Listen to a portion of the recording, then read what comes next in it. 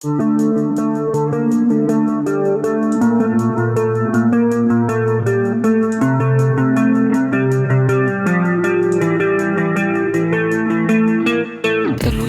aliran dana judi online dari negara surga pajak hingga kantong oknum polisi. Ada kaitannya dengan tata kelola sabu-sabu, Sabu-sabu?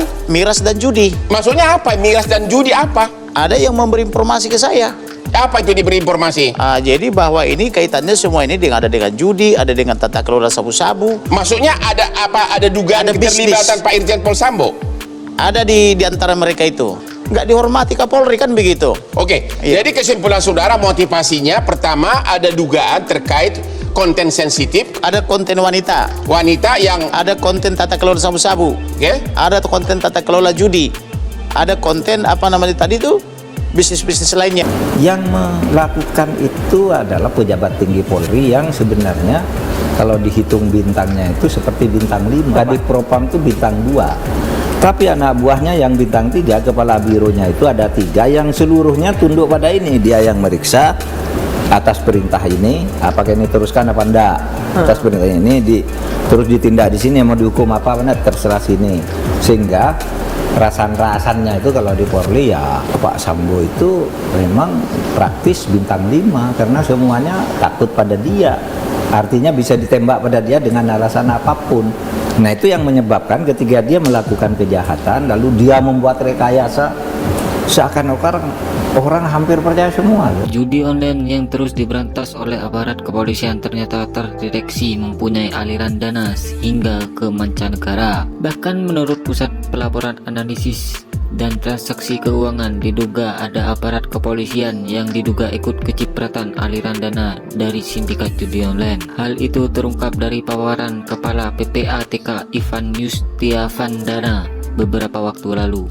Menurut Ivan, dari hasil penelusuran PPATK ditemukan aliran dana yang teridentifikasi dari hasil praktik sindikat judi online mengalir ke beberapa negara di kawasan Asia Tenggara. Negara-negara itu adalah Thailand, Kamboja, dan Filipina. Maka dari itu PPATK berkoordinasi dengan lembaga intelijen keuangan di negara-negara tersebut untuk menelusuri aliran dana yang teridentifikasi praktik judi online. Selain ke beberapa negara itu, aliran dana teridentifikasi judi online itu pun diduga mengalir hingga ke negara tax haven atau surga pajak. Beberapa negara yang tergolong surga pajak adalah Panama, Cayman Islands, hingga Malta. Ivan menyebutkan teknologi yang semakin canggih dimanfaatkan pelaku untuk melancarkan aksinya sekaligus menjauhkan hasil judi online agar tidak dapat terendus aparat. Ia melanjutkan perkara judi online ini menjadi tantangan tersendiri bagi PPATK untuk menelusuri aset yang dinilai mencapai ratusan triliun per tahunnya dan membawanya ke Indonesia atau repatriasi. Ivan menegaskan perlu kerjasama yang baik antara aparat penegak hukum maupun masyarakat sebagai entitas terdekat dengan aktivitas perjudian online maupun perjudian darat masuk rekening oknum polisi. Dari hasil penelusuran itu, kata Ivan, PPATK menemukan aliran dana judi online ke sejumlah orang, bahkan diduga uang judi online itu masuk ke kantong oknum polisi. Oknum kepolisian sih ada juga yang terdeteksi. Selain itu ada juga rumah tangga, pelajar, dan lain-lain, ujar Ivan saat dimintai konfirmasi Senin 29 Agustus 2022.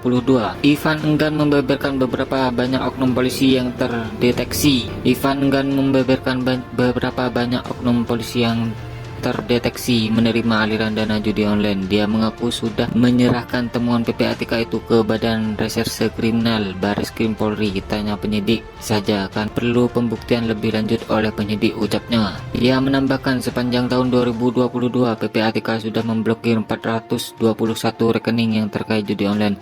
Sementara itu masih ada 721 rekening lagi yang sedang PPATK hentikan terkait judi online. Total kurang lebih 804 miliar, kata Ivan. Lebih jauh, kata Ivan, dalam beberapa kasus judi online memiliki keterkaitan dengan kasus narkotika yang transaksi rekening mencapai ke luar negeri. Harus diberantas. Kapolri Jenderal Listio Sigit Prabowo memerintahkan seluruh jajarannya, mulai dari Mabes hingga Polda, untuk memberantas pelaku aktivitas judi baik online maupun konvensional. Bukan hanya pemain dan bandar yang Kapolri perintahkan untuk disikat, Tetapi juga pihak-pihak yang melindungi aktivitas tersebut, tak hanya para pemain dan badan, namun juga pihak yang membacking di belakangnya serta melakukan pemblokiran situs-situs judi online, tulis akun resmi Instagram Divisi Humas Polri. Sigit menekankan bahwa pelanggaran tindak pidana seperti perjudian baik online maupun konvensional harus ditindak tegas.